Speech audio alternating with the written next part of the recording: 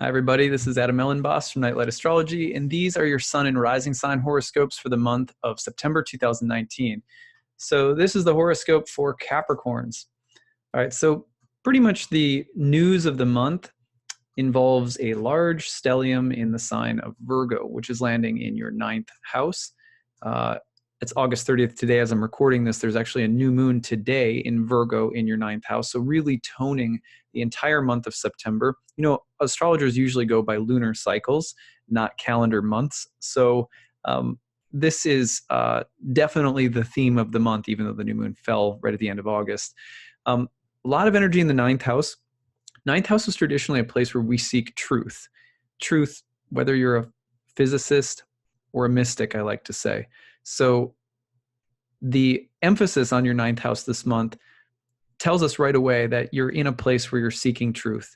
This can also be a place that's related to law, governance, how things work, whether your pursuit is theological and you're thinking about the spiritual truth and laws of the cosmos, the karmic workings of reality, or again, you're thinking about something like the governing laws of society, the legal system, or even the laws of physics. It's a place that is related to the things that govern and bind action. The word for action in Greek was praxis, in Indian it's karma. So you're thinking a lot about this month as a philosophical month for Capricorns, Capricorn Sun, Capricorn Rising. But you also have to take into consideration that all month long, the stellium in Virgo is moving through a bit of a T-square with Jupiter and Neptune, who are perfecting their square with one another around the 21st and 22nd of the month. So all month long, the Jupiter-Neptune square is building, and all of these planets in Virgo are passing through square to Jupiter, opposition to Neptune, activating what we might call a T-square. So these houses, 9, 12, and 3, 9 and 3 have a lot to do with the mind and with the governing laws of not only the world, the cosmos, but then in the third house, we're talking about the governing laws of family, of home, of the obligations that bind us to our neighbors or our community or even our siblings or loved ones somehow. So 3 is like domestic law, local law, folk law, but it's also about the mind and how we perceive our reality based on the obligations of our immediate environment, often in a more domestic sense. The 12th house, on the other hand, is a place where we're taken outside of ourselves. We lose control, and oftentimes because of self-destructiveness, or something pulls us outside of ourselves and we have to surrender on some level. Might be a good thing, could even be a spiritual thing. So all 3 houses that are activated in your chart all month long were called metacosmios by the ancient astrologers, which means a place in between worlds. So this month has the feeling for you right now as a Capricorn of being a place in between worlds. It's a philosophical place. It's a place where you're looking at the structures of mind and the structures of life, the ethical demands, the spiritual demands, the moral, societal, familial commitments that you have, church and state, these kinds of things. Church, family, and state, right? Basically the 3 pillars of our society in the West anyway. And then again, there's this sense, maybe in the 12th house, of there being some desire to get away, to escape, to leave the world, to expand your mind beyond the limits of these mundane spheres of life. But whatever way you want to look at it, the T-square all month long is talking about a transitional space that you're in, probably especially mentally or emotionally. This could have to do with mental and emotional health, trying to get yourself right after a period of loss or disappointment or something like that. On the other hand, the Jupiter-Neptune dynamic that's perfecting this month for everyone is a really expansive transit. It has a lot to do with a return of faith, hope, renewal, just this sense of the future being, kind of wide open and exciting. These windows are, kind of rare, like Jupiter-Neptune aspects. They're not entirely rare. They happen, every 12 years from Jupiter. You figure you got one about every 4 years, not quite like that, but yeah, it's about every 4 years, 3 to 4 years, you get Jupiter contacting Neptune by a square or an opposition or a conjunction. And those are the times where we seed new dreams. It's like the Hubble Space Telescope capturing images of deep space and just blowing your mind. So when you think about this transit this month, you're also thinking about the synthesis of a year worth of Jupiter Neptune.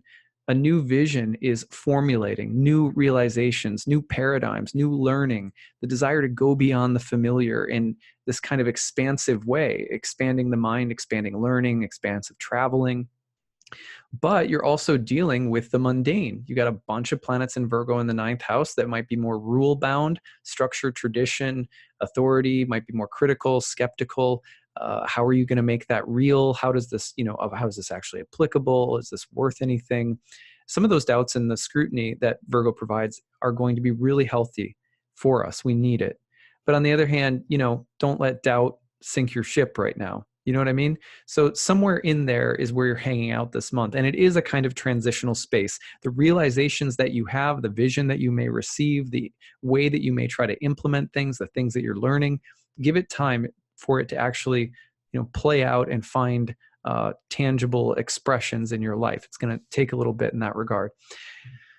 In the early part of the month, something to look for is also Venus's opposition to Neptune. First couple of days of the month, like September 3rd to the 5th, Venus opposes Neptune, kind of a romantic, otherworldly, and erotic energy right there, or this topic of love, faith, women, learning, and, the boundaries in relationships, sacrifice in relationships, longing and spirituality, and the themes of what we share or don't share philosophically or aesthetically with other people.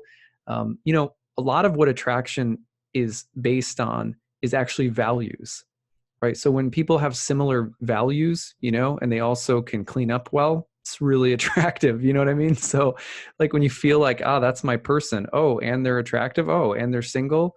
Oh, So what is the importance of your beliefs and values in relationships right now? Is maybe up for review at the beginning of the month a little bit.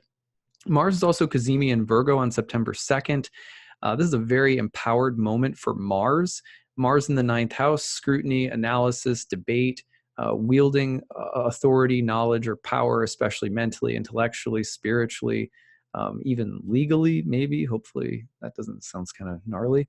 But Mars, again, at the heart of the sun in a conjunction with the sun, gets a little bit of a power up from the sun. It might be maybe given tasks or responsibility or sacred honors or duties or something like that. Or you may find teachers who are really pushing you, and you may be able to accept and give criticism especially well, but be careful of, too much of a know-it-all perfectionist or critical edge. Now, when we go forward in the month, a couple other things that are happening. You go from the 8th to the 12th, like right in there. Then you're going to see the sun and Mars move through a square to Jupiter. This has the feeling of like a missionary or a crusader, right? Mars and the sun, knowledge, authority, power, war, will, and Jupiter in the 12th. It's kind of, the distant far off land, or the crusade, or the priest in exile, or the visionary who will die for a cause. You get this kind of has this holy feeling to it.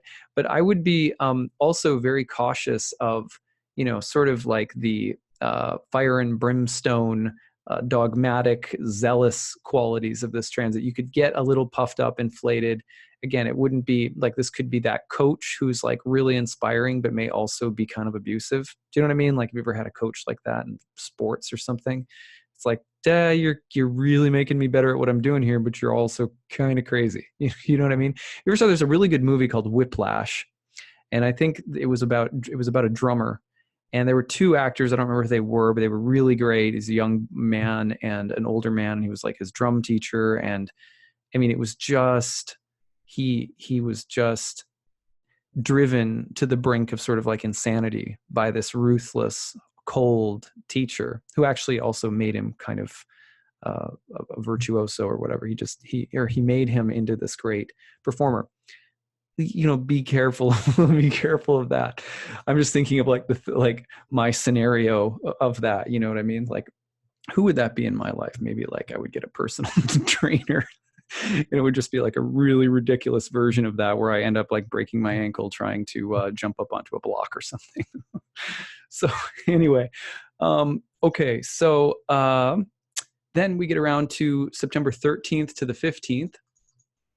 Between September 13th and the 15th, you're going to see Mercury and Venus getting together in Virgo and then popping right into your career house. Really nice when you think about, here's an exalted Mercury and a Venus in fall. Fixing innovative, creative, technical, mental, communicative, technological innovations or solutions to things that are broken, things that need mending. Venus in her fall is often about things that need fixing. So things that need some kind of diagnostic skill, some kind of quick fix solution that really does the job. Like, kind of like, that looks really messed up. Oh, hey, you know what? Actually, there's something simple we can do to make it really better. That's kind of a Mercury-Venus vibe, especially as the two planets are switching from Virgo into Libra. Also harmony in communication, agreements, negotiations, again, being able to diagnose and fix things. Kind of nice little energy there. And it will go from the 9th house into your career house right around that time. So you might see that pop into kind of professional area of your life. Now, during the same time on the 14th, we've got a full moon in Pisces.